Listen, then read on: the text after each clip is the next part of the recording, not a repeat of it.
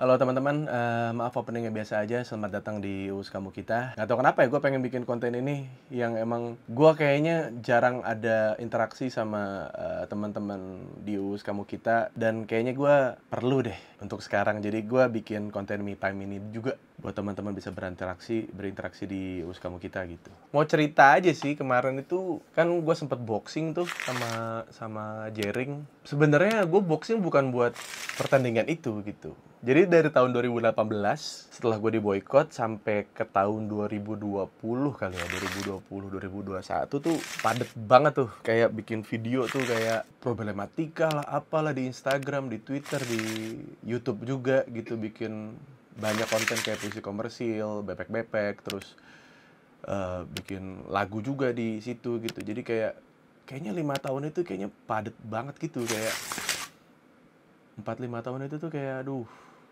nyari duit mulu gitu. Semua yang ada di kepala gue tuh gue curahkan gitu buat nunjukin apa yang gue bisa gitu. Sampai akhirnya di 2021 itu setelah rumah jadi ada burnout gitu, ada kayak kok kayak gosong ya, kayak nggak pengen ngeluarin ide, nggak pengen ngapa-ngapain, kayak pengen nikmatin rumah aja gitu. Maksudnya kayak untuk orang yang pernah diboykot dan bingung mau kerja apa gitu, sampai akhirnya bisa kecicil rumah gitu, gue nggak ngerti sih gitu. Jadi kayak capek kan ya gitu, kayak burnout gitu. Nggak tahu sih teman-teman pernah ngerasain gak tuh burnout yang kayak nggak pengen ngapa-ngapain aja gitu, nggak pengen berbuat apa-apa juga, nggak pengen bikin apa-apa juga, jadi kayak pengen nikmatin aja gitu, kayak udah ada target nih, udah keisi, terus udah ya ngambil kerjaan pun yang cukup aja gitu, bener-bener nggak nge-push sama sekali gitu, kayak ya coba enjoy my life seperti pada umumnya. Dimana tuh gue suka berpikir kayak ya sebelum gue stand up tuh gue banyak nyoba, banyak nyoba kayak olahraga lah, apalah, aktivitas ini itulah gitu, yang intinya nggak ada kaitannya sama nyari nafkah gitu.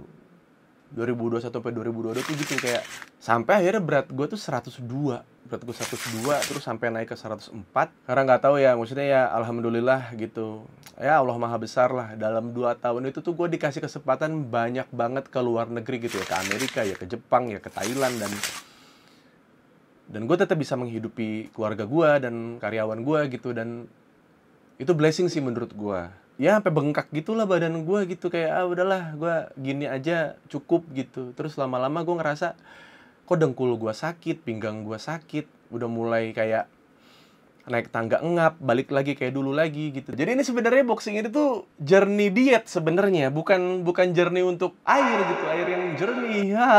Bukan juga dong. Akhirnya gue jogging lah. Gue jogging, skipping, terus mulai ikut nge-gym juga gitu. Terus adalah salah satu teman baik saya itu, Ganindra Bimo, yang emang dia olahraga banget gitu. Dia bilang, "Us, kalau berat lu segitu jangan jogging dulu gitu." Nah, ini gue baru tahu juga nih teman-teman nih. Jadi buat teman-teman survive nih yang lagi diet gitu, kalau berat badan belum turun, jangan sampai kita melakukan olahraga yang ada impact-nya ke dengkul.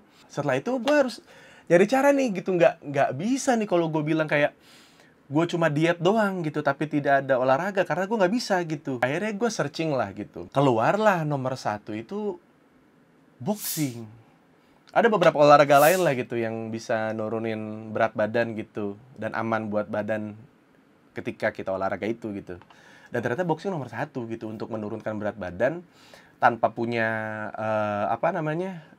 efek samping ke yang lain-lain gitu. Bukan buat sparring ya, emang kayak latihan boxing gitu, program boxing gitu. Dan di bulan Februari itu gue coba sekaligus sama 1 meal a day. Jadi gue bener-bener komit gitu, kayak oke nih, gue mau ikut boxing plus 1 meal a day gitu di bulan Februari gitu.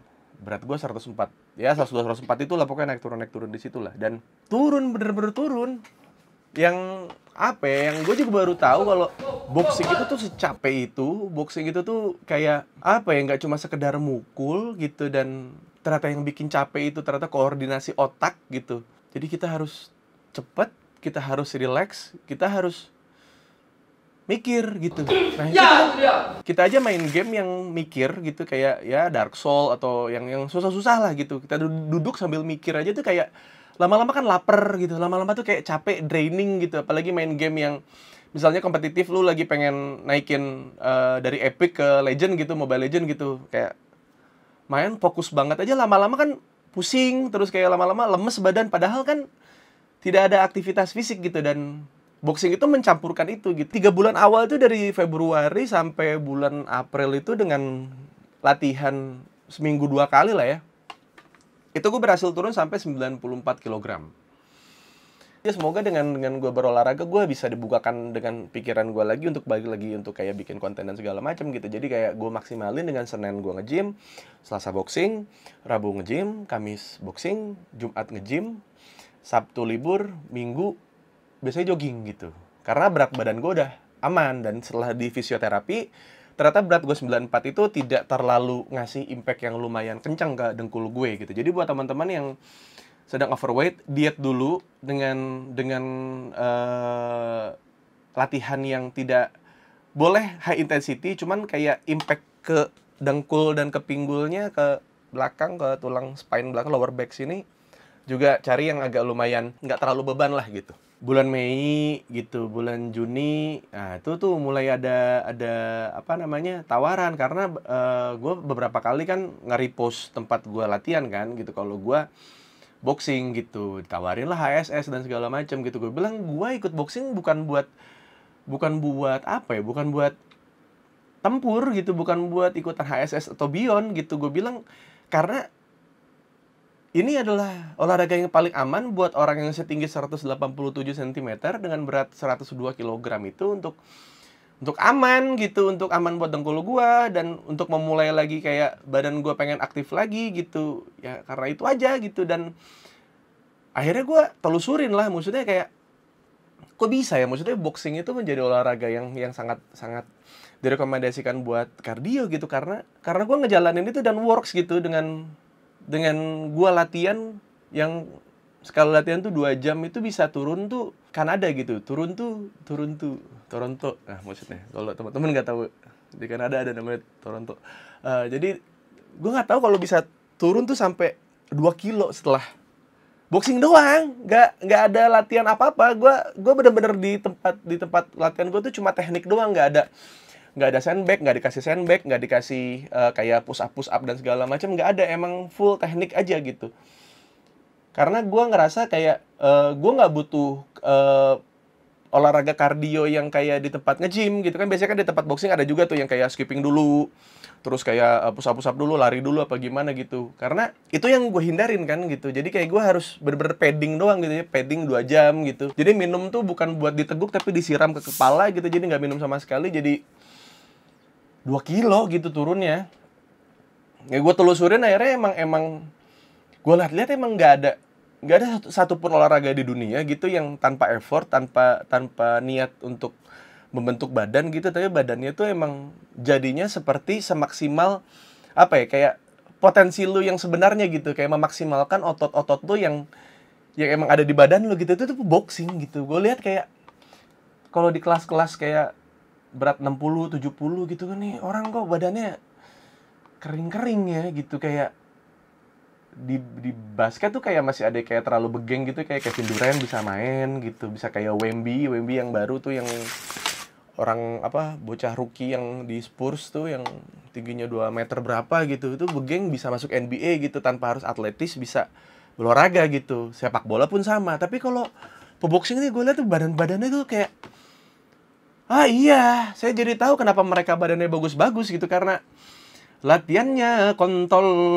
capek sekali. Ya, karena tidak ada yang bisa Anda andalkan di atas ring selain diri Anda. Jadi kayak forsir banget gitu. Dan itu ke kepala tuh mindfuck lah. Karena gue udah terjun dan sudah apa ya, ngelihat si culture si boxing ini tuh, ternyata olahraga ini menyelamatkan banyak jiwa, Kak.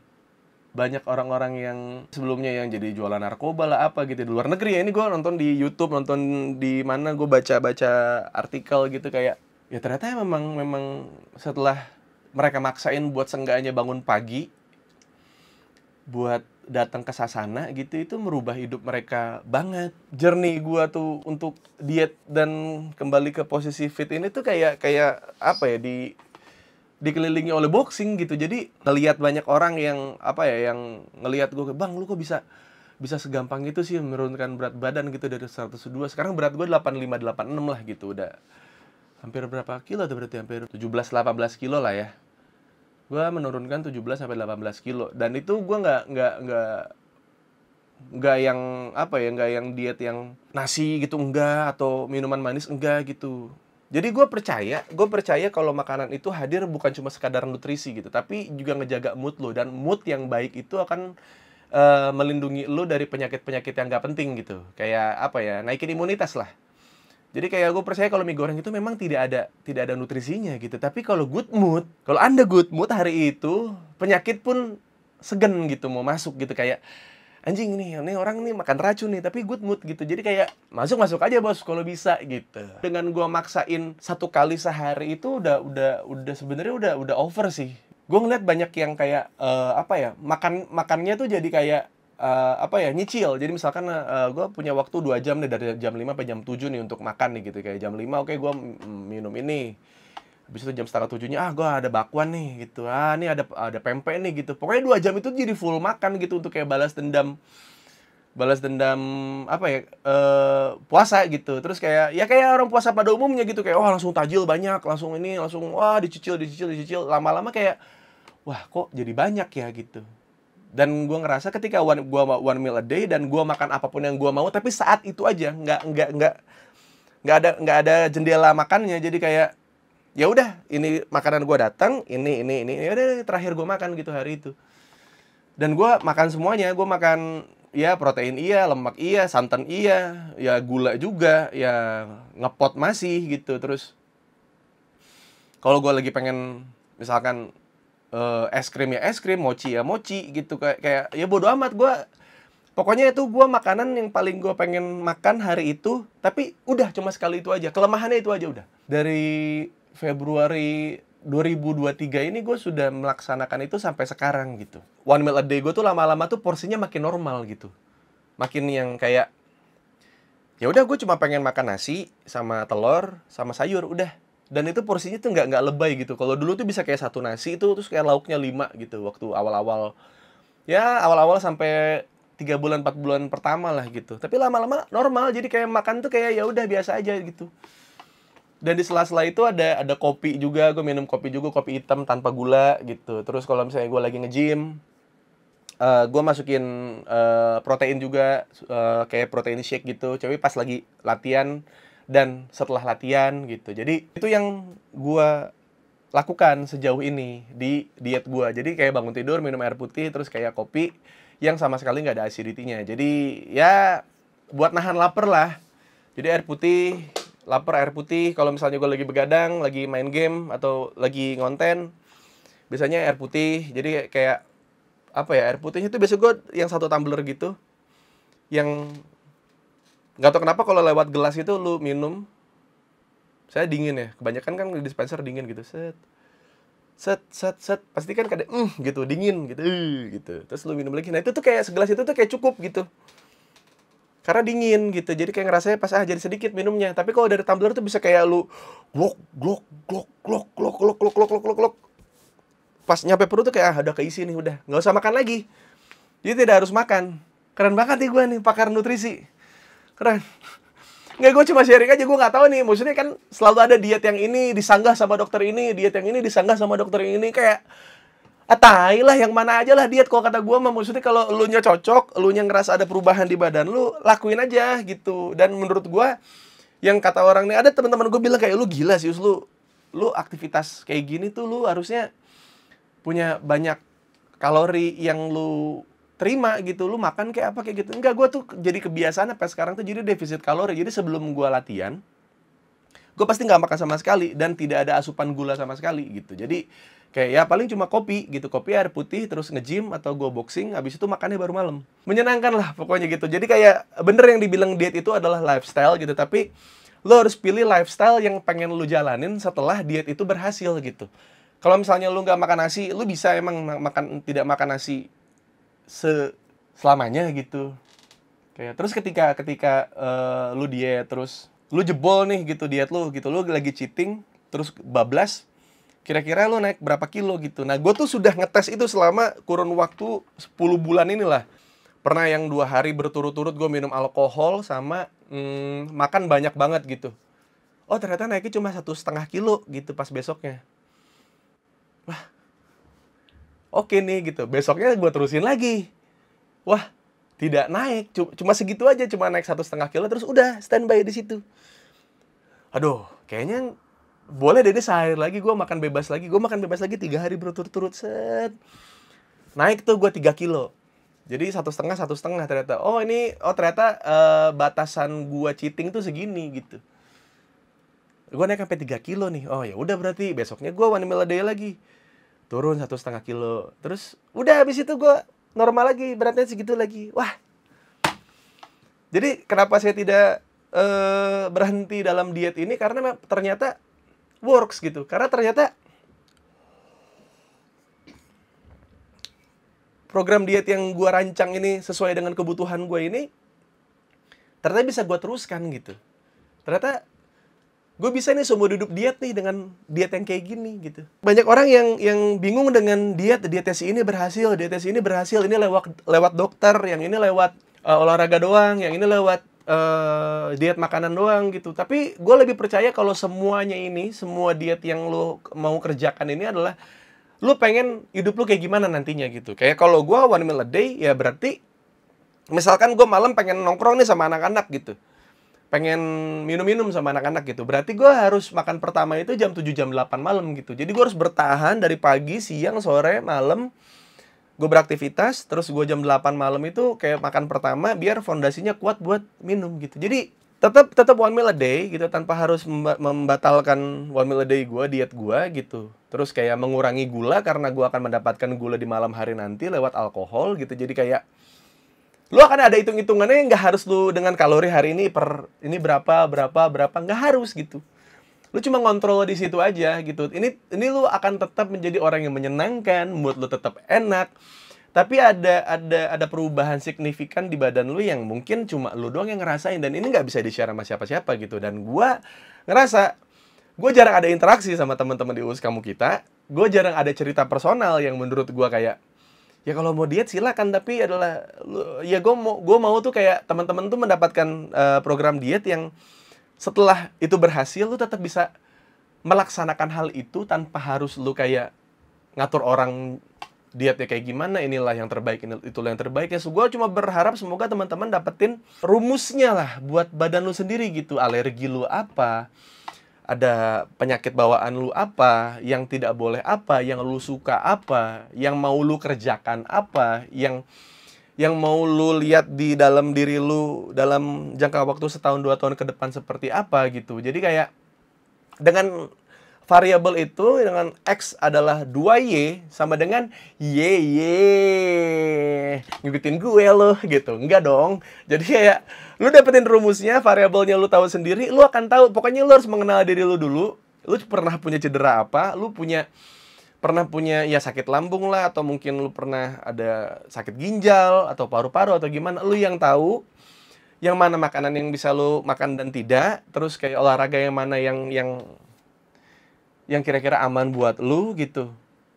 Dan buat gua ternyata boxing, nge-gym, dan ya sekarang lagi flag football gitu, kayak gua lagi apa ya, lagi tolol nih, gua lagi senang lagi olahraga gitu. Gua lagi senang lagi kayak jadi orang tolol lagi gitu. Ketika gue boxing, gue jadi orang tolol lagi. Di flag football, gue nangkep bola dulu, kayak lari rute tuh kayak jadi orang tolol lagi. Jadi gue kepaksa buat lari, gue kepaksa buat ngejar gitu. Percayalah teman-teman, apa yang lu pengen lakukan dengan badan lu, dia akan ngasih respon yang luar biasa sih gitu. Dan semua orang berhak buat sehat sih. Semua orang berhak mendapatkan tubuh yang mereka inginkan gitu, lewat usaha yang mereka lewatin sendiri gitu. Artis-artis apa yang dicengin karena dia diet? Taufik Hidayat. Ya, Taufik Hidayat. Ya Allah. Udahlah, pokoknya gue cuma pengen sharing itu aja teman-teman.